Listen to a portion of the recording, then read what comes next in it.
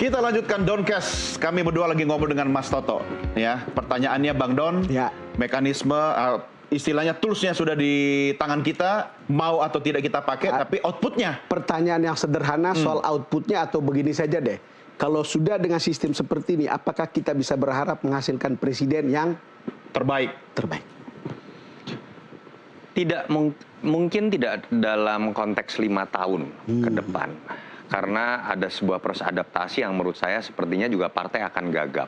Masyarakat juga mungkin masih akan kaget, butuh waktu adaptasi. Tapi minimal kita akan melihat pemilu 2029 itu tidak didasarkan pada kesepakatan lu lagi. Atau kesepakatan dari orang-orang yang saat ini merasa dirinya adalah kekuatan besar dengan koalisi yang sangat besar dan bisa mengatur aturan main, bisa mengatur hasil dari yang aturan main yang punya mereka negara, ya. Mungkin juga akan mengubah peraturan. Dan mungkin akan mengubah peraturan banyak juga. Menurut saya di situ kita melihat secerca harapan. Dan di situ orang mulai bisa melihat bahwa akan banyak kesempatan melihat orang-orang baru. Dan saya merasa dengan situasi seperti ini, bukan tidak mungkin loh, libido dari para kepala daerah yang baru terpilih, itu kemudian menjadi terbuka, bahwa mereka melihat, saya kerja yang bener deh. Dia punya kans. Peluang. Ada punya kans. Pada titik itu kan kita sudah melihat bahwa aspek meritokrasi yang seharusnya melihat pimpinan tertinggi bernama presiden memang seharusnya bisa diuji dalam sepak terjangnya entah di parlemen, di daerah, di eksekutif di daerah, itu sekarang menjadi semakin terbuka. Tanpa saya harus menjadi cucunya siapapun, tanpa saya harus membangun sebuah partai yang nilainya triliunan, saya punya peluang di situ. Karena nilai dari orang yang sekarang sedang bekerja buat rakyat, entah di parlemen ataupun eksekutif daerah, menjadi, kalau menurut saya bahkan lebih tinggi dibandingkan sekedar menjadi ketum parpol. Dan daerah ini tidak harus dari tingkat 1, 2 begitu ya, di daerah manapun dia.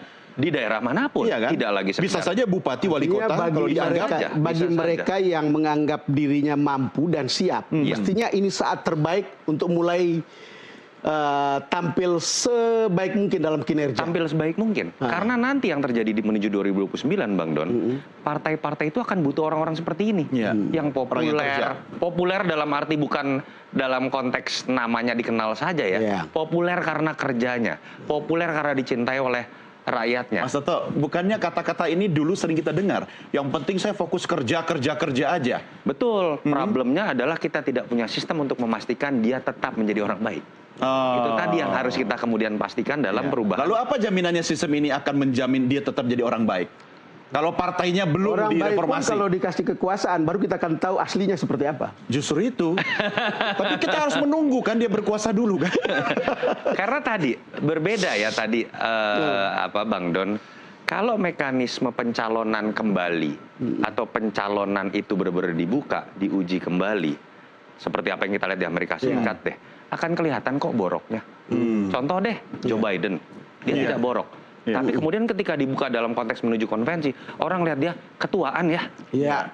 Wah ternyata udah nggak sanggup ya untuk menghadapi orang seperti Donald Trump misalnya. Itu yang juga ada mekanisme pendahuluan seperti itu yang kemudian akan jadi filter baru. Sekarang gimana cara Mas Toto berpikir soal efisiensi pilpres atau jenis pilkada dan seterusnya, lalu kemudian ada pikiran nggak usah lagi lah kayak dulu gitu.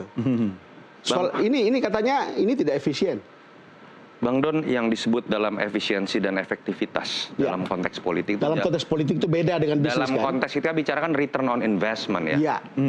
Return on investment dalam politik itu adalah ketika kita bisa memastikan uang yang keluar lewat APBN, uang yang keluar oleh kandidat dan tim ses dalam kemudian berkampanye, itu bisa kemudian bertransformasi menjadi sebuah kebijakan yang dikembalikan kepada rakyat, yang bisa diawasi oleh kepemimpinan yang kita pilih kan? Bukan dalam konteks mahal atau tidak di awal. I see. Kalau itu yang kita gunakan, itu kita akan kembali kepada level bicara tidak usah ada pemilu sama sekali. Turunkan saja seperti logika yang dilakukan oleh pemilu yang otoriter gitu misalnya. Jadi menurut saya sudah usang lah apa yang kemudian disebutkan dalam logika return on investment. Oke, kita harus akhiri sampai di sini. Tapi saya ingin tahu apa jaminannya bahwa 5 tahun lagi tidak akan ada yang menggugat dan mengembalikan presidensial threshold? Demokrasi tidak bisa menjamin apapun. Pemerintahan otoriter lebih bisa menjamin sebuah kepastian. Kepastian ya? Iya, kepastian. Tapi belum tentu keadilan kan? Tapi paling tidak sekarang kita sudah memberikan sebuah logika baru kepada masyarakat dan pemahaman bahwa logika yang selama ini ditanamkan kepada masyarakat dan negara kita ini salah. Saya yakin sekali kok dengan terbukanya hak kepada masyarakat dengan pilihan capres yang lebih banyak, memaksa partai-partai bukan sekedar meloloskan ketumnya, jelek atau baik ketum itu, tapi mencari figur yang benar-benar memang baik di mata masyarakat, elektabilitasnya bagus dan lain-lain.